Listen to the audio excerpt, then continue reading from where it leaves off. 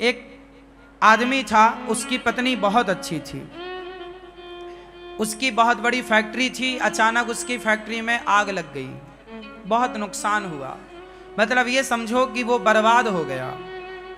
अब सब कुछ खत्म था, घर भी रहने को नहीं था, जो था वो भी गिरवी था। जब फैक्ट्री में आग लगी, सब बर्बाद हुआ, बैंकों की किस्त जा ना पाई, तो बैंक ने उस घर को भी कब्जा कर लिया, ले लिया। दोनों पति पत्नी किराए के घर में आ गए। अच्छा खासा जीवन था, बड़ी लग्जरी जिंदगी थी, पर समय बदलते देर कहां लगती है। उसकी पत्नी और पति दोनों बेचारे किराए के घर में आ गए और पत्नी ने अपने पति से कहा, सुनो, मेरे पास कुछ मेरे आभूषण हैं, मेरा हार, मेरे कान के झुमके, आप वो ले जाओ, उसे बेचकर अपना फिर से कोई काम स्टार्ट करो। पति ने कहा कि नहीं, मैं तुम्हारे जेवर नहीं बेचना चाहता, पर जिद करी पत्नी ने, नहीं, आप काम शुरू करो, फिर खड़े होइए, घबराइए मत। उसकी पत्नी ने उसे मोटिवेट किया, बहुत अच्छा एक पत्नी धर्म निभाया। देखो पत्नियां कितना अच्छा काम कर सकती हैं, अपने पति को मोटिवेट कर सकती हैं, अपने पति को गलत राह से लाकर के सही राह में चला सकती हैं, यदि पत्नी समझदार है तो। एक पत्नी से अच्छा मित्र नहीं हो सकता, याद रखिएगा। पत्नी सबसे अच्छी क्या होती है? पति की मित्र होती है, दोस्त होती है। एक पति से अच्छा दोस्त नहीं हो सकता, एक पत्नी से अच्छा दोस्त नहीं हो सकता, एक पत्नी से अच्छा आपका शुभ चिंतक नहीं हो सकता। मां के बाद यदि आपका शुभ चिंतक कोई है तो आपकी पत्नी है। उस पत्नी ने, बेचारी ने, अपने सारे आभूषण पति को दिए, जबकि पत्नियां अपने आभूषणों को बहुत प्यार करती हैं, वो अपने पति को भी हाथ नहीं लगाने देती आभूषणों में। लेकिन उस स्त्री ने अपने सारे आभूषण बेच दिए और पति को पैसा दिया कि ये लो आप पैसा, आप अपना काम स्टार्ट करो। उसके पति ने फिर जो फैक्ट्री में नुकसान हुआ, अब उसे फिर छोटे रूप से शुरू किया। अनुभव तो था ही काम का, छोटे रूप से स्टार्ट किया। करते करते करते वो बहुत बड़ा उद्योगपति हो गया। फिर करोड़ों की संपत्ति उसने जोड़ी, फिर बड़ा कारोबार, जितना नुकसान हुआ उससे कई गुना अब उसे प्रॉफिट हो गया। बहुत समय बीत गया। एक दिन उसने क्या देखा कि उसके जो स्टाफ है, काम करने वाले लोग, कार्यकर्ता, एक लड़की, एक सुंदर सी लड़की इंटरव्यू देने आई और वो इंटरव्यू देकर के पास हो गई। अब वो लड़की वहां पे उस फैक्ट्री के मालिक के आसपास वो लड़की रहने लग गई, काम करती। वो काम धाम तो कुछ करती नहीं, बस अपने उस फैक्ट्री के मालिक को घूरती रहती। वो आई ही थी एक अलग उद्देश्य से। आपको पता है आजकल मार्केट में इन चीजों से बचना चाहिए। आजकल लूटने का, आपको बर्बाद करने का षड्यंत्र बहुत बड़ा हो सकता है, आपकी समझ से परे हो सकता है।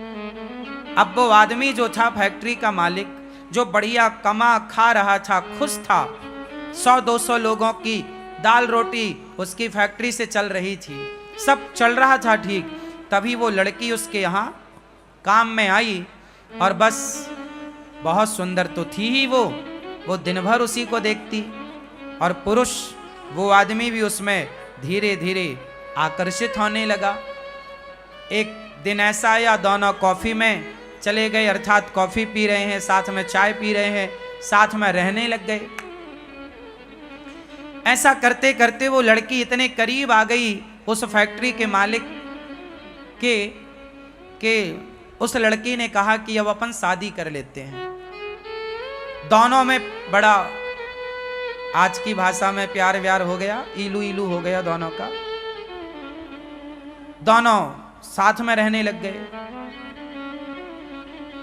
उसके पति ने, मतलब वो फैक्ट्री के मालिक ने बोला कि मैं तुमसे शादी नहीं कर सकता क्योंकि मेरी पत्नी ऑलरेडी है, मैं शादीशुदा हूं।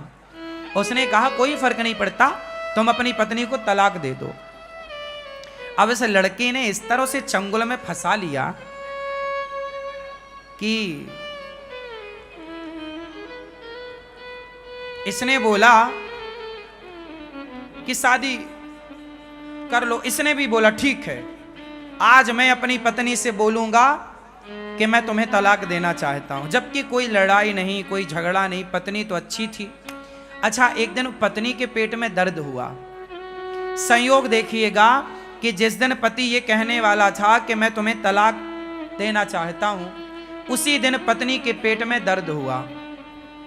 तो वो बगल के डॉक्टर के पास दिखाने चली गई और जब वहां पर चेकअप हुआ उसका, तो डॉक्टर ने बताया कि आपको तो ब्लड कैंसर है। उस स्त्री को क्या निकला? कैंसर। डॉक्टर ने बताया कि 7 दिन बाद आपकी मृत्यु हो जाएगी,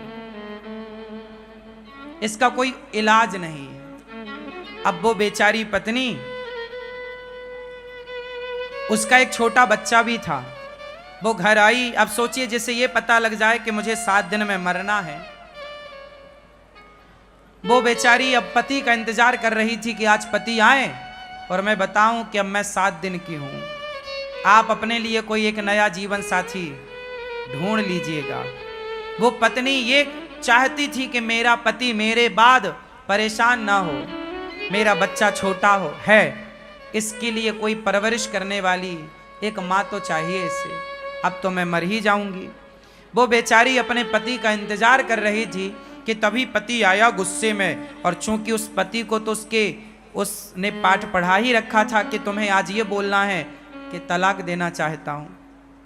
पति आया। रोज तो अपना जूता जब उतारता था तो पत्नी आती थी, पत्नी अपने हाथ से उसके जूते मोजे उतारती, अपने हाथ से पानी देती, उसका बैग लेती। रोज की तरह पत्नी आई, पर आज उसने गुस्से में अलग जाकर बैठ गए और बोला, सुनो, अब हम तुम्हें तलाक देना चाहते हैं।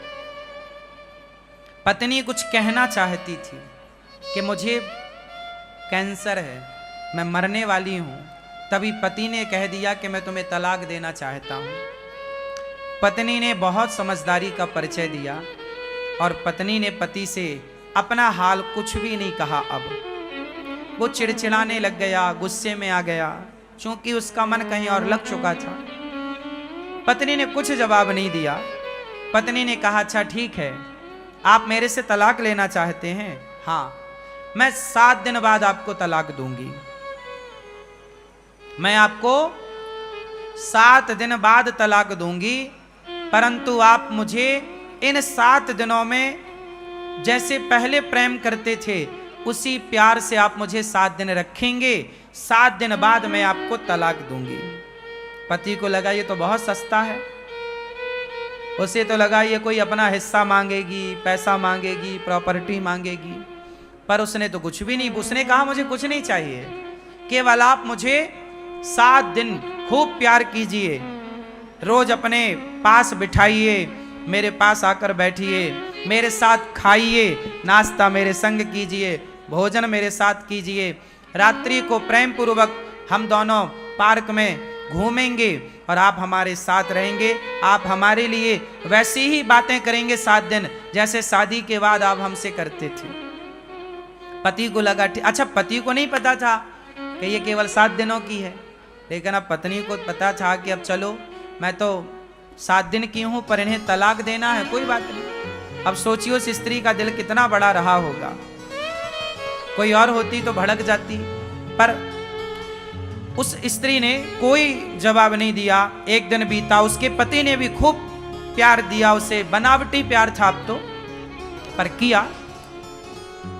रोज उसके साथ अच्छे से खाता पीता, चलता फिरता, टहलता, हंसता, सब बढ़िया। 7 दिन, 1 दिन, 2 दिन, 3, 4, 5, 6, आज 7वां दिन था, आखिरी। आज पत्नी ने अपने पति की आरती उतारी, उसके माथे पर तिलक किया और आज उसे उसके काम के लिए भेजा जहां वो फैक्ट्री रोज जाता था।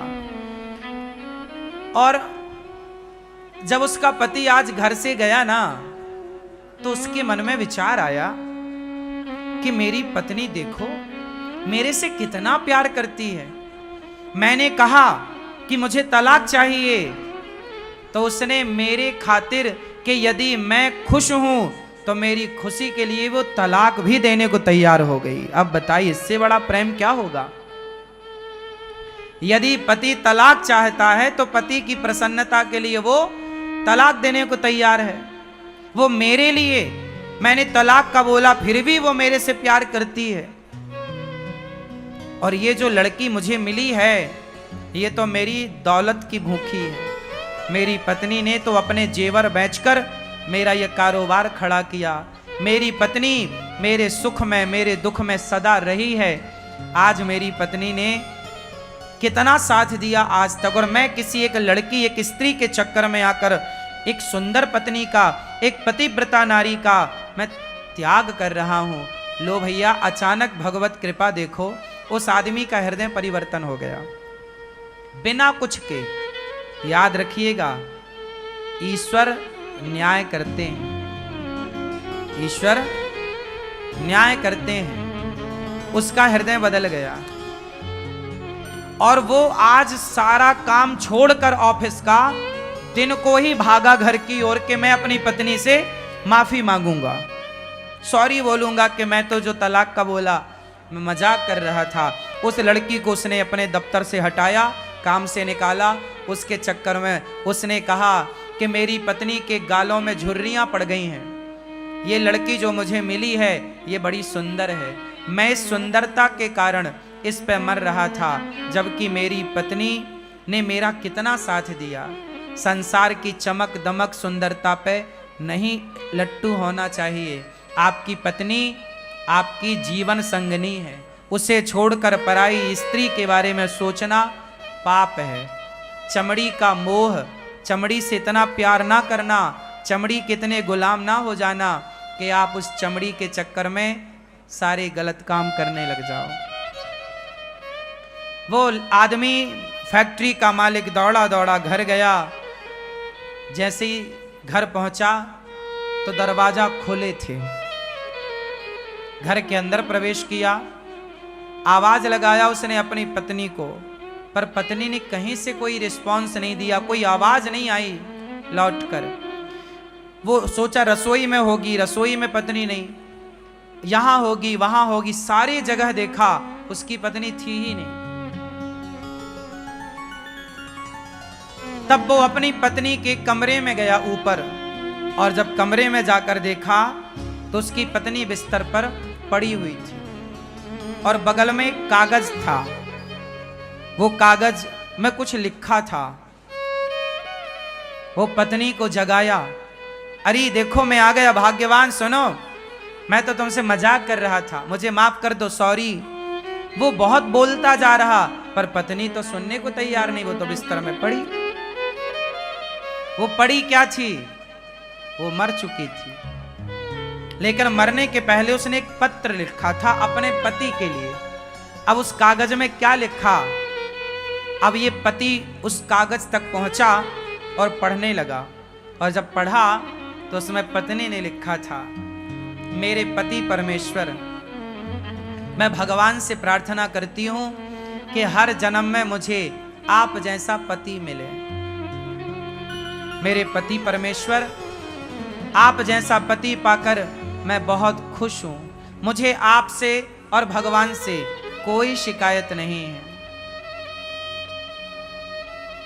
आपकी खुशी थी, आप मेरे से तलाक चाह रहे थे, मैं चाहती तो आपको तलाक उसी दिन देती, लेकिन जब आप तलाक लेते मेरे से तो जो हमारा छोटा सा बालक है, बच्चा है, जब वो ये देखता कि मेरे पिताजी मेरी माँ से तलाक लेना चाहते हैं तो मेरे बच्चे के संस्कार बिगड़ते और मेरा बालक बड़ा होकर वो आपका शत्रु बन जाता कि मेरे पिता ने मेरी माँ को छोड़ा था।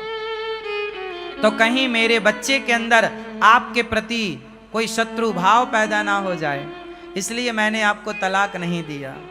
जिस दिन आपने मुझे तलाक का बोला उसी दिन मैं डॉक्टर के यहाँ गई थी। उसने मुझे चेकअप करके बताया कि मुझे ब्लड कैंसर था, मैं 7 दिन बाद मरने ही वाली थी।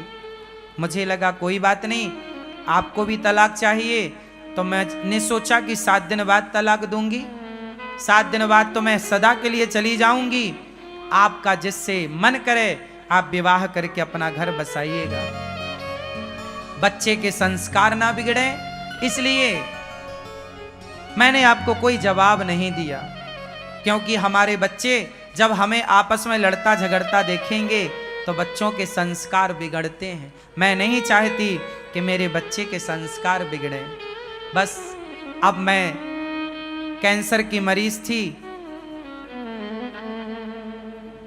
7 दिन पूरे हो गए, मैं जा रही हूं, अब आप अपना घर बसाइएगा, आप खुश रहिएगा, ऐसा लिखकर वो बेचारी सदा सदा के लिए चली गई।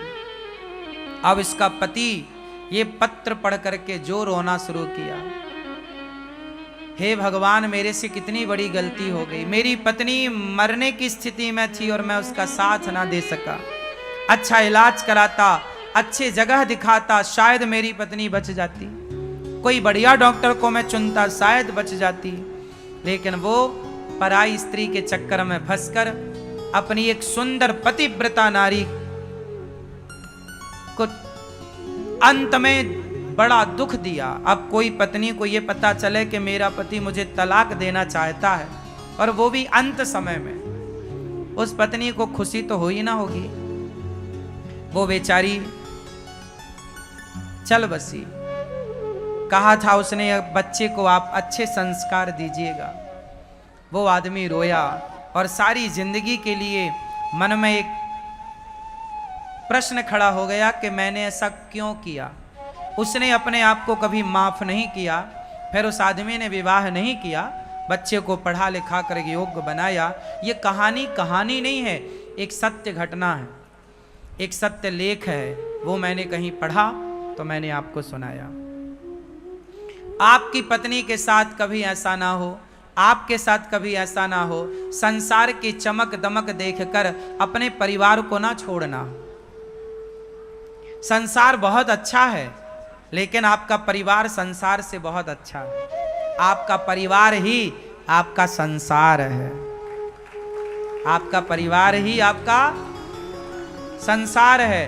संसार कितना भी अच्छा हो, आपके परिवार से अच्छा नहीं हो सकता। अरे आपका परिवार है तो संसार है, परिवार नहीं तो संसार नहीं। संसार भी तब अच्छा लगता है जब परिवार अच्छा हो, परिवार अच्छा ना हो तो संसार अच्छा नहीं लगता। तो मैं मानता हूं कि परिवार ही एक संसार है, हाँ या ना? तो पहले अपना परिवार देखिएगा, परिवार की खुशी देखिएगा। पत्नी गोरी हो काली हो, बुढ़ापे में झुर्रियां पड़ी हो या चमड़ी ढीली पड़ी हो, कैसी भी हो, परंतु आपको अपने मन को अब काबू में करके अपनी पत्नी के साथ खुश रहना चाहिए। जिंदगी ढोना नहीं चाहिए। देखो जिंदगी को बोझ ना बना लो, चलो अब तो तुम्हारे संग रहना ही पड़ेगा ना, ऐसा नहीं। खुशी खुशी रहो, प्रसन्न चित्त से रहो, हंसते हुए रहो, मुस्कुराते हुए रहो। जिंदगी बोझा ना बने, प्यार से। और ये तब होगा जब आप रिश्तों की कीमत समझेंगे। एक बात बताएं, आज एक सच्ची बात बताएं, आजकल ना लोग रिश्तों की कीमत नहीं समझते। यदि रिश्तों की कीमत समझते लोग तो बात बात में पत्नियां या पति तलाक ना देते या लेते, तलाक ना होता ना। आज हमारे देश में 40-50% तलाक हो रहे हैं, शादी होती हैं तलाक हो जाता है। क्यों? क्योंकि आज रिश्तों की कोई अहमियत नहीं बची, रिश्तों में समर्पण नहीं रहा। आज तो केवल चमड़ी की भूख है साहब। आजकल पत्नियां भी लोग क्यों चाहते हैं? केवल चमड़ी की भूख मिटाने के लिए। शादियां भी आजकल केवल वासनाओं के लिए हो रही हैं। विवाह का असली उद्देश्य लोग भूल चुके हैं। रिश्ते क्या होते हैं, रिश्तों की कीमत क्या, माँ की अहमियत क्या है, पिता की अहमियत क्या है, पिता होना क्यों आवश्यक है, पति होना क्यों जरूरी है, पत्नी की क्या अहमियत है। रिश्तों में एक दूसरे का सम्मान करना होता है, एक दूसरे को रिस्पेक्ट देना होता है, एक दूसरे का आदर करना होता है, एक दूसरे को नीचा दिखाना नहीं होता। हम अपनी पत्नी का सम्मान करते हैं तो पत्नी भी हमारा सम्मान करती है। हम अपनी पत्नी पर विश्वास करते हैं तो पत्नी भी हम पर विश्वास करती है। हम अपनी पत्नी को अच्छे से बात करते हैं तो वो भी हमसे अच्छे से बात करती है। हम अपनी पत्नी से कुछ चाहते नहीं हैं तो वो भी हमसे कुछ नहीं चाहती। रिश्तों में चाह ना हो, हमें आपसे कुछ चाहिए, आपको हमसे कुछ चाहिए, तो ये तो व्यापार हो गया। और रिश्तों में व्यापार थोड़ी चलता है, प्यार हो, क्या हो, एक दूसरे का ख्याल हो। हम आपका ख्याल रखें, आप हमारा ख्याल रखें। सोचिए, रिश्ते इतने महत्वपूर्ण हैं कि भगवान भी आते हैं संसार में तो रिश्तों में रहते हैं। हाँ या ना? भगवान राम आए, भगवान कृष्ण आए तो वो भी रिश्तों में रहे। हाँ या ना? राम की 3 माँ हैं। 3 माँ में एक सौतेली माँ ने बोला कि राम तुम वनवास जाओ, मेरा बेटा राजा बनेगा। तो राम अपने रिश्तों को इस तरह निभाते हैं कि माँ भले सौतेली माँ हो पर है तो माँ, उस सौतेली का भी आदर किया और माँ के कहने से वनवास चल पड़े। कौन बेटा जाएगा सौतेली माँ के कहने से वनवास? ये रिश्तों का सम्मान ही तो किया राम ने। माँ की बात तो मानी। पत्नी ने जिद करी कि मैं आपके साथ वनवास चलूंगी, समझाया कि बहुत कष्ट होगा, जिद करी, पत्नी का साथ नहीं छोड़ा राम ने। जंगल गए तो पत्नी को साथ लेकर गए। पत्नी आपकी जिम्मेदारी है, याद रखिए। जितने पुरुष बैठे हैं ध्यान से सुने, आपकी पत्नी आपकी जिम्मेदारी है। आपकी पत्नी आपके पिता और आपकी माँ की जिम्मेदारी नहीं है, आपकी जिम्मेदारी है। जहां आप रहिए वहां अपनी पत्नी को रखिए और जहां माँ रहे वहां आप रहिए, जहां पिता रहे वहां आप रहिए। पर राम माता पिता को संग नहीं ले जा सकते थे तो नहीं ले गए, पत्नी को ले जा सकते थे, पत्नी को ले गए। राम पत्नी को लेकर गए और पत्नी को एक रावण नाम का दुष्ट व्यक्ति चुरा कर ले गया। तो अपनी पत्नी के लिए राम ने जंगल में एक सेना तैयार कर ली, बिना खंबे का सेतु बना लिया। किसके लिए? बोलो। राम की शत्रुता रावण से नहीं थी। राम रावण को शत्रु नहीं मानते थे। राम ने रावण को इसलिए नहीं मारा कि तुमने मेरी पत्नी का अपहरण कर लिया। राम ने रावण को इसलिए मारा कि रावण भक्तों पर अत्याचार करता था। साथ ही रावण ने वो काम किया जो उसे नहीं करना चाहिए। कौन सा काम? एक स्त्री को उसकी मर्जी के खिलाफ उसके साथ व्यवहार करना, यह राम को मंजूर नहीं था। अपनी पत्नी को सम्मान के साथ वापस लाए राम। रावण को मारकर नारी के लिए, अपनी पत्नी के लिए रावण जैसी ताकत से लड़ना पड़ा तो राम जी लड़े हैं। किसके लिए? पत्नी के लिए। राम की 2 जिम्मेदारी थी, एक पत्नी और एक भक्त। भक्त विभीषण को लात मार के निकाला रावण ने, राम ने नाश कर दिया। इसलिए पत्नी का आदर करिए। पत्नी आपकी जिम्मेदारी है, माता पिता हमारी जिम्मेदारी है। एक पुरुष की जिम्मेदारी, लोग कहते हैं स्त्रियों की जिम्मेदारी ज्यादा होती है, माँ का पक्ष ससुराल पक्ष। हाँ, बात सही है, स्त्रियों की जिम्मेदारी ज्यादा है, पर स्त्रियों से भी ज्यादा यदि माने तो पुरुष की जिम्मेदारी है। क्यों? क्योंकि पुरुष स्त्री की एक जिम्मेदारी है पति की सेवा करना, पर पुरुष की जिम्मेदारी है कि पत्नी का भी ख्याल रखना, बच्चों का भी ख्याल रखना और माता पिता का भी ख्याल रखना। पुरुष की जिम्मेदारियां, आजकल का मर्द अपनी जिम्मेदारी समझ कहां रहा है। वो तो केवल अपनी पत्नी को जिम्मेदारी मानता है, माता को नहीं, पिता को नहीं। भाई, पुरुष का मतलब ये नहीं है कि आप देखो, एक नाव जो है ना, नाव में 2 किनारे होते हैं। हाँ या ना? नाव में कितने किनारे होते हैं? दो, और नदी में भी दो, और समुद्र में भी दो, दो किनारे होते हैं। ऐसे गृहस्थी की नौका में दो किनारे हैं, एक पत्नी पुत्र किनारा है, एक माता पिता वो किनारा है। यदि पत्नी की माता को, पत्नी के पिता को कोई दिक्कत है तो मैं उनका सपोर्ट करूंगा, और मेरे जन्म देने वाले माँ बाप को दिक्कत है, कोई कष्ट है तो मैं उनका सपोर्ट करूंगा। मतलब गृहस्थी में ये दो किनारे हैं, एक पत्नी पक्ष, एक आपकी माँ पक्ष।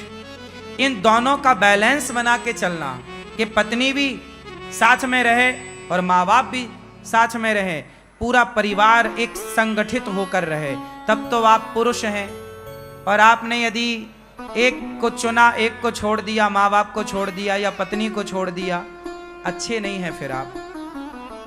पुरुष की जिम्मेदारी है पूरा परिवार संगठित रहे। आपके भाई से आपका झगड़ा हो गया तो आपको कौन अच्छा कहेगा? लोग क्या कहेंगे, यार ये तो अपने भाई से लड़ता है, ये तो अपने भाई का सगा नहीं है। सुनो, कल आपके बच्चे होंगे तो आप अपने आपके दो बेटे हैं माना कि, तो आप अपने दोनों बेटों को क्या बताओगे, बेटा तुम दोनों भाई बड़े हो के प्रेम से रहना। कैसे प्रेम से रहना? जैसे हम दोनों भाई प्रेम से रहते हैं। यदि हम दोनों भाई प्रेम से रहते हैं तो हम अपने बच्चों को कह सकते हैं कि तुम भी दोनों भाई प्रेम से रहना। जब हम दोनों भाई प्रेम से नहीं रहते तो अपने बच्चों को हम क्या सिखाएंगे? लव कुश प्रेम से रहेंगे, लव कुश प्रेम से रहेंगे। क्यों? क्योंकि भरत और राम प्रेम से रहते हैं। भरत और राम आपस में लड़ते तो लव कुश भी आपस में लड़ते। माँ बाप से बच्चे सीखते हैं। और मैं आपसे एक बात कहूं, आप अपने बच्चों को किसी और का उदाहरण ना दिया करो, आप खुद ऐसा जीवन जियो कि आप अपना उदाहरण बच्चों को दो कि बेटा जीवन ऐसे जिया जाता है, जीवन को जी करके बताओ। बात समझ में आ रही है? हाँ या ना? तो कैसे जियोगे जीवन? घर में बंटवारा कर लो अपने भाई से, भाई का बंटवारा हो जाए, बात सही है। चूल्हा चक्की अलग है, बात सही है। पर देखो, अलग होना अलग विषय है, लेकिन अलग होके झगड़ा करके अलग होना और अलग होके झगड़े में रहना नहीं। अलग रहो, कमाओ अलग, खाओ अलग, लेकिन सुख दुख में एक दूसरे के साथ कंधे से कंधा मिलाकर खड़े रहो। यही परिवार है और यही परिवार का सुख है।